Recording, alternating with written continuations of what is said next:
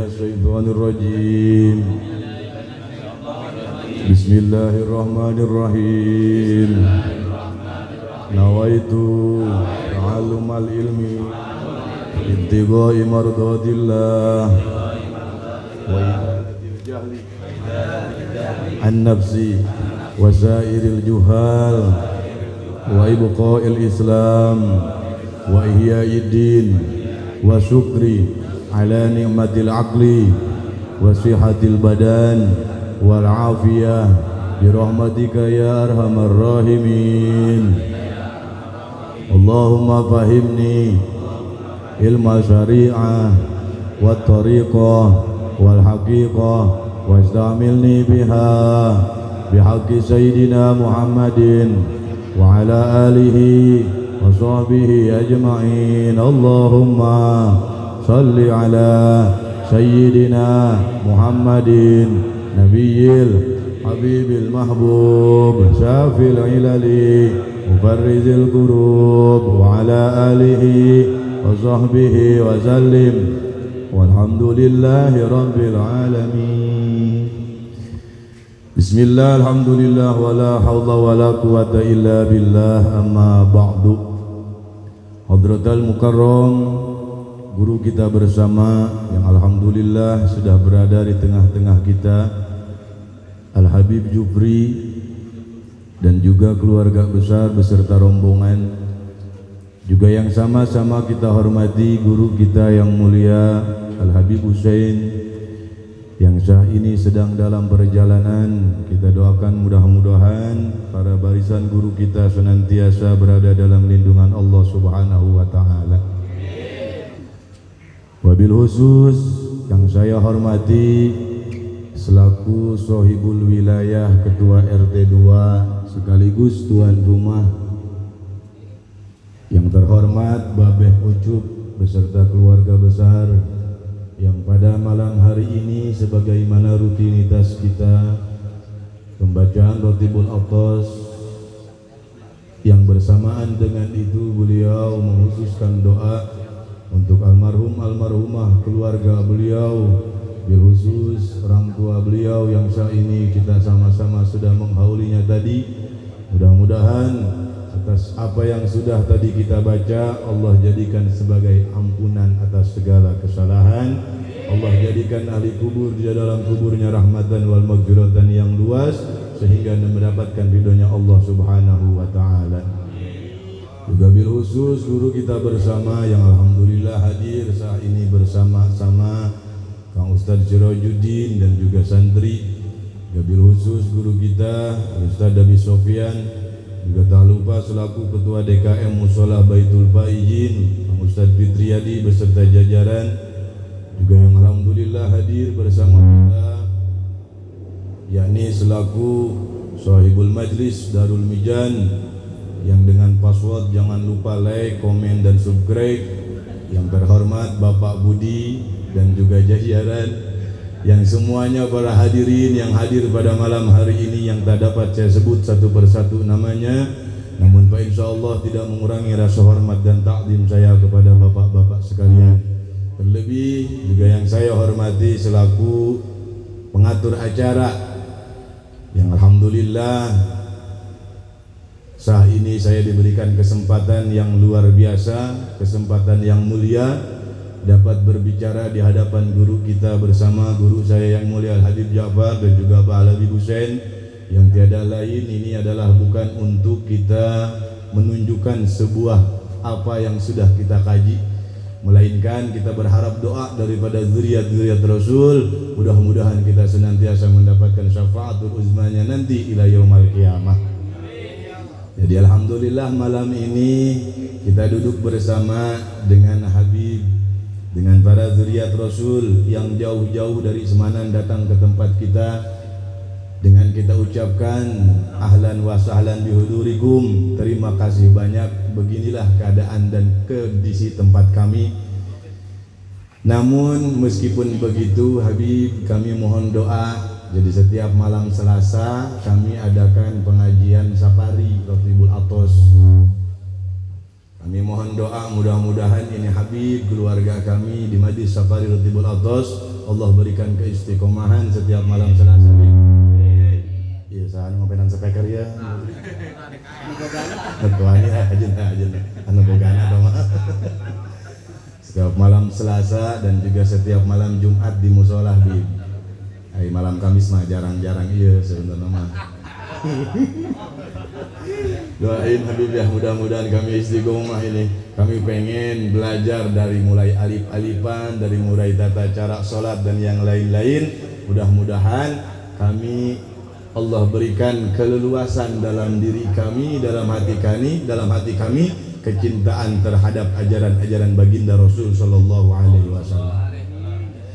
Para hadirin yang dimuliakan oleh Allah Subhanahu wa taala, bahwa pada malam hari ini sekaligus kita menghauli almarhum almarhumah yang sudah mendahului kita, sebagaimana keyakinan atas dasar keimanan kita bahwa kita pun semuanya akan menyusul, akan jadi ahli kubur, akan menjadi ahli mait. Benar, ini keyakinan kita berdasarkan keimanan kepada Allah Subhanahu wa ta'ala. Sehingga jelas di dalam Al-Quran dikatakan kullu nafsin dha'iqatul maut, setiap makhluk Allah yang bernyawa pasti akan mendapatkan kematian. Nah, ini malam ini bukti langsung, bukan hanya makhluk kecil yang itu pun bernyawa Allah akan cabut nyawanya. Bukti adanya makhluk kecil pada malam hari ini kita duduk di RT 02, bukan cuma Pak RT yang hadir, bukan cuma para mbah yang hadir, termasuk makhluk-makhluk kecil yang kalau kata bahasa Sunda itu begitu remetuk. Ini juga ikut hadir. Ini menambah keyakinan kita kepada Allah Subhanahu wa taala bahwa sungguh pun kita semua akan mendapati kematian. Berbicara keyakinan kepada Allah Subhanahu wa taala. Perkara yakin adalah salah satu hal yang oleh Kangjeng Rasul sallallahu alaihi wasallam sebarkan dari awal syiar Kangjeng Rasulullah yang bernama, yang bersifat keyakinan, yakin yang benar kepada Allah Subhanahu wa taala. Tidak cukup hanya dengan i'tikad, tidak cukup hanya dengan sangkaan, tapi yakin di sini adalah keyakinan yang bersungguh-sungguh kepada Allah Subhanahu wa taala. Sebagaimana Al-Kutub Al-Imam Al-Habib Abdullah Al-Haddad di dalam awal kitab Risalatul Mu'awanahnya mengatakan kepada kita, berwasiat mengenai perkara yakin. Yang kita kadang ada kitabnya, kadang gak punya. Punya kagak kitabnya? Gak punya. Tapi meskipun gak punya, insya Allah kita baca bareng-bareng ya. Bismillahirrahmanirrahim. Wa alaika ayyuhal akhul habibu, ayyuhal akhul habibu, bitaqwiyati yaqinika wa tahsini, fa innal yaqina idza tamakkana min al-qalbi wastawla alayhi sara al-ghaibu ka'annahu syahada. Seorang wali min awliyaillah, zuriat cucu baginda Rasulullah, berwasiat kepada kita yang menjadi umatnya dengan mengatakan, wahai saudaraku tercinta. Luar biasa. Al-Imam Al-Habib Abdullah Al-Haddad, wa alaika ayyuhal akhul habibu, wahai saudara-saudaraku tercinta, tanamkan dalam hatimu, tanamkan dalam dirimu keyakinan yang benar, keyakinan yang utuh yang hanya kepada Allah Subhanahu wa taala. Fa innal yaqina idza tamakkana minal qalbi, jikalau mana keyakinan itu sudah benar dalam diri kita, utuh hanya kepada Allah Subhanahu wa taala, saral ghaibu kanahu syahada, perkara yang tak jelas, yang tak nampak seakan-akan terlihat, perkara yang tidak terlihat seakan-akan nyata. Ini berbicara keyakinan kita kepada Allah Subhanahu, yang kadang naik, kadang turun, kadang di tengah-tengah. Yakin kita 100% ke Gusti Allah. Ngadoa panjang-panjang teh yakin bisi teu diijabah ku Gusti Allah. Ngadoa pendek komo deui bisi teu diijabah ku Gusti Allah. Benar. Ngadoa bahasa Indonesia gengsi. Betul. Giliran ngadoa make bahasa Arab, Rabbana atina fid dunya hasanah wala tuzigh qulubana rabbana atina fid dunya hasanah wala tuzigh qulubana, bolak-balik tuh beres-beres. Soal keyakinan kita kepada Allah Subhanahu wa taala menjadi pondasi yang penting atas keimanan kita kepada Allah Subhanahu wa taala, terutama Rasul sallallahu alaihi wasallam. Ketika setelah diangkat oleh Allah menjadi Rasul, menjadi utusan Allah dan dihadiahi dengan salat, yakni perkara kewajiban yang kita laksanakan dalam setiap hari, dalam setiap waktu, terdapat doa yang di dalamnya harus kita yakini, harus kita percaya akan doa yang kita baca. Setelah beres kita di antara dua sujud kemudian duduk, ada nggak yang kita baca? Ini laju dikeluarkan bae berkata tuh halaliu barang dahar bae sih. Aku tahu sih kadang-kadang gitu jelas ya. Ayo doa dibaca Quran. Ada apa ora? Beres sujud pertama, kemudian duduk. Doa. Mana doanya? Rabbighfirli warhamni wajburni warfa'ni warzuqni wahdini wa'afini wa'fu anni. 8 perkara yang luar biasa. Ini dari ajaran Kangjeng Rasul yang hingga sampai pada kita untuk kita laksanakan dalam ketika kita melaksanakan sholat. Otomatis Rabbighfirli, Kangjeng Rasul hayang umatna dihampura ku Gusti Allah. Warhamni, Kangjeng Rasul hayang umatna dikarunyaan ku Gusti Allah. Wajburni, Kangjeng Rasul, ya Allah alhamdulillah ya. Buya udah datang ini dari jauh, dari Bandung ya. Ingetan bae motor Vario putih.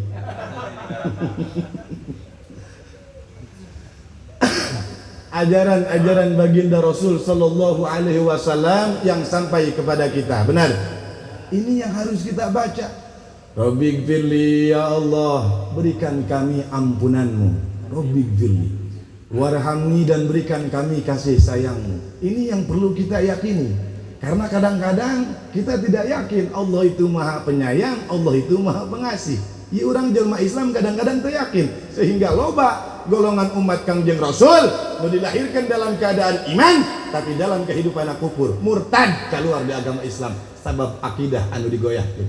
Naudzubillah summa naudzubillahi min dzalik. Berbicara keyakinan, contohnya seperti ada kalanya sewaktu Bang Bagja lagi rambut gondrong. Bang Bagja lagi rambutnya gondrong, kira-kira datang ke tukang cukur. Bang Bagja diminta dipotong di rambut biar rapi. Lagi dicukur ditanya sama tukang potong rambut, "Bang, dari mana bang?" Yang namanya lagi gondrong biasa agak galak-galakan kan. Jadi ditanyanya juga agak nyewot-nyewot. "Geraha." Sewot ngejawab lagi. "Geraha." "Oh, ini kenapa bang nih rambut panjang-panjang pengen dipotong?" "Udah gerah, udah nggak betah, pengen rapi, saya pengen cantik, pengen cantik, pengen ganteng, pengen cakep." Udah begitu ditanya sama tukang cukur, "Bang, abang Islam apa bukan?" "Ya, iya, saya Islam dari kecil." "Abang suka ngaji?" "Atuh saya ngaji setiap malam Selasa, kadang malam Kamis, saya 2 bulan sekali," itu dia. Kadang nggak sama sekali, itu gimana Pak Iwan juga sih. Saya sebenarnya gimana Pak Iwan, itu ada tetangga kita namanya Pak Iwan, itu gimana dia. Kalau dia berangkat ya kita berangkat, kalau enggak ya enggak. Tapi Pak Iwan juga gimana Pak Budi, kadang-kadang Pak Budi juga nggak ngajakin. Lah ini malah curhat sama tukang cukur. Oh, ternyata tukang cukur tetangganya Pak Kastam nanya, "Pak Kastam suka ngaji nggak malam Kamis?" "Sama, itu juga nggak pernah ngaji." Kemana-mana ya, kemana-mana. Ditanya, "Pernah ngaji?" "Tuh suka." "Ngaji apa?" "Aqidatul Awam." Wih, luar biasa. Itu ngaji akidah. Ya, dasar ilmu pondasi pertama yang harus diajari dari kehidupan. Sehingga tukang cukur nanya, "Bang, abang yakin apa enggak kalau Allah itu maha pengasih, Allah itu maha penyayang?" "Wah, aku yakin." "Mana dalilnya?" Lah itu kita sering baca Bismillahirrahmanirrahim dengan menyebut Allah yang maha pengasih dan lagi maha penyayang. Lah ini tukang cukur nggak tahu ngetes, nggak tahu memang dengan berdasarkan kepercayaannya. Ini tukang cukur ngomong sama Bang Bagja, "Bang, kalau boleh saya ngomong, mana bukti Allah maha pengasih?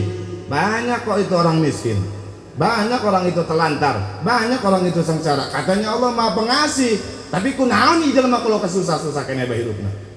Kijing Bang Bagja. dalam hati kaduhung aing ngaji na ieu sebaya. Kaduhung aing nundutan bae ditanya kieu bisa ngajawab aing cek Bang Bagja. Udah beresin aja dulu, beresin udah cukup rambut lah, jangan banyak ngomong. Dalam hati Bang Bagja terus syahadat sama Allah, asyhadu an la ilaha illallah. Ini soalnya berbicara akidah. Ditanya balik sama tukang cukur, Bang saya mau nanya lagi, Allah ini maha penyayang apa kagak? Atuh iya maha penyayang, udah gak usah nanya begituan. Mana buktinya? Bismillahirrahmanirrahim itu jelas artinya begitu. Allah maha pengasih dan maha penyayang. Tapi kenapa Bang? Masih banyak orang yang nyolong, masih banyak orang yang dipukuli akibat perbuatannya maling kambing sampai mati dan yang lain-lain. Bukti Allah penyayang mana? Kesel Bang Bagja. Udahlah, beresin udah, kagak usah dipotong yang pinggir-pinggirannya, udah nggak usah dikerok. Saya udah pengen balik. Ya udah, kata Bang cukup. Karena ini berbicara soal akidah. Beres, balik nanya, berapa Bang? Kata Bang Bagja. Itu ada tulisannya. Kalau dewasa 35.000, anak-anak 15.000. Ya udah, bayar 35.000. Balik dari tempat pangkas rambut baru dapat 20 langkah, balik lagi ke tempat rambut. Nanya. Karena mendapat hidayah, inayah dari Allah Subhanahu wa ta'ala. Sanajan ya esna sok bari nundutan. Bang Bagja balik lagi, Bang. Lah, ya balik di kunaon. Saya mau nanya, Abang ini pasti bukan tukang cukur. Waduh, kata tukang cukur. Saya tukang cukur, Bang. Saya, bapak saya, kakek saya, buyut saya, sampai saya di 8 keturunan tukang cukur semua. Jadi saya Asgar, asli Garut, tukang cukur asli. Alah, saya nggak percaya. Nggak percaya bagaimana? Bang Bagja disuruh duduk sama tukang cukur. Udah, Bang Bagja duduk aja dulu. Ngobrol. Ngopi, Pak, minum. Ngopi boleh, kagak apa-apa. Minum apa? Presti, dikurang 10.000, yang 35.000 untung dipakai beliin 10.000. Ya udah ngobrol di situ, ini tukang cukur yang asli Garut senyum-senyum, ketawa-ketawa. Abang kenapa? Ini barusan abang rambutnya saya cukur, kok sekarang nanya ke saya kalau saya bukan cukur? Bang, kata Bang Bagja, kalau benar abang ini tukang cukur, di Geraha masih banyak orang yang gondrong. Gak hanya perempuan, yang laki juga banyak. Di Kampung Picung juga banyak orang yang rambutnya gondrong. Di Kebon Kelapa, belum lagi di Tiga Raksa, di Terep, di Waruwiji, Waru 2, tempat Mitoha, loba nu gondrong. Asli abang ini bukan tukang cukur. Ini tukang cukur jauh begini. Hei Bang, atuh kalau masa orang itu deket dan pengen ke saya, pengen dipotong itu rambut, pasti udah saya rapiin rambutnya, pasti gak bakalan gondrong lagi. Lah masa iya saya harus nyamperin ke Kampung Picung, ke Geraha, ke Pasar Kemis, ke Tiga Raksa, meskipun naik motor Vario warna putih hanya buat nyukurin rambut? Kagak bakal. Kecuali orang itu mau deket, mau datang ke saya, pasti saya rapiin rambutnya. Bang Bagja udah bahagia dapat jawaban. Akhirnya Bang Bagja berdiri. Nah, Gusti Allah juga begitu. Bukan Allah membiarkan orang ini kesusahan, bukan Allah tidak memberikan rezeki kepada orang itu yang maling, tapi orang tersebut tidak mau dekat dan datang kepada Allah Subhanahu wa ta'ala. Hadis ya, bismillahirrahmanirrahim. Benar aja Allah di Geraha. Pulang macam-macam lah. Woi, Bang. Balik pilihnya di amplop akhirnya. Yakin, kembali keyakinan yang utuh kepada Allah Subhanahu wa ta'ala. Nah ini yang penting yang harus kita tanamkan. Ajaran baginda Rasul datang kepada kita, hakikatnya memang berat kita laksanakan, tapi kebanyakan kita entengkan, benar. Sehingga banyak penyakit yang datang waktu maghrib, duit punya, usaha lagi, pengen makan, udah kagak boleh. Ada yang begitu? Ada. Tenang Pak Karno, tenang. Wah ini ke saya nih, kata Pak Karno, ini ke saya nih. Kalau diajak ngopi, asam lambung. Diajak makan kambing, daging kambing, darah tinggi. Diajak makan emping, encok, diabetes, segala macam. Betul. Tapi kalau kita melihat orang-orang Arab, zuriat Rasulullah, ketika menemukan sebuah bisyarah daripada muhibbin muhibbatnya, baik itu berupa makanan, nasi, minuman dan yang lain, saking luar biasanya, indah ngelihat makannya. Kambing satu hanya habis dengan 4 orang. Betul? Kok kuat? Kok enggak darah tinggi? Kok enggak penyakitan? Sebab banyak kesunahan dan ajaran Rasul yang ia kerjakan dalam kehidupannya. Ini bukti daripada Kangjeng Rasulullah cinta kepada kita yang menjadi umatnya. Cuma kadang-kadang kita yang menyia-nyiakan, mengabaikan daripada rasa cinta Kangjeng Nabi Muhammad sallallahu alaihi wasallam. Kadang-kadang kita yang mengabaikan. Ketika nama beliau disebutkan dalam sebuah lantunan syairan marhaba, enggan untuk mengeluarkan suara. Ya Nabi, assalamualaikum. Assalamualaikum. Benar. Lah katanya kita cinta kepada baginda Rasul, kita mengharapkan syafaat baginda Rasul. Tapi ketika kita mengagungkan baginda Rasul tidak dengan sepenuh hati, tidak masuk kita kepada ungkapan daripada Imam Al-Junaidi Al-Baghdadi, man hadara li maulidar Rasul wa azzama qadrah faqad faza bil iman. Manakala orang itu hadir duduk membaca maulid Rasul, mengagungkan kisah dan sejarah baginda Rasul, faqad faza bil iman, yakin pasti jelma tersebut menang tambah iman ti Gusti Allah Subhanahu wa ta'ala. Amin ya Allah ya Rabbal. Karena ini sayang para hadirin bapak-bapak rahimakumullah, punya MC kita malam ini RT2 telengas bener. Kita baru ngerokok juga udah harus ngomong, ini akhirnya rokok kagak habis. Kalau kita biarin nih 2 menit lagi nih Be Yusuf, kalau ini rokok dibiarin kagak enak nih rokok nih. Kalau dibiarin nanti dihisapnya kagak enak. Dan berhubung malam ini kita ada juga guru Al-Habib Jupri juga para habaib dan juga para guru kita Kang Ustaz Sirajuddin, sambil kita menunggu guru kita yang lain hadir ke tempat kita, kita persilahkan waktu yang terhormat untuk guru kita Kang Ustaz Sirajuddin untuk membabarkan tausiah dan keagungan maulid baginda Rasul sallallahu alaihi wasallam. Amin ya Allah ya Rabbal. Jadi udah nggak bisa nolak itu. Kalau dulu itu guru saya, kalau saya disuruh berangkat. Sekarang ada ipar saya. Ada ipar. Baik, kita dengarkan bersama-sama meskipun hanya singkat dan hanya sebentar, tapi mudah-mudahan itu menambahkan kecintaan kita kepada baginda Rasul sallallahu alaihi wasallam. Akhirul kalam, assalamualaikum warahmatullahi wabarakatuh.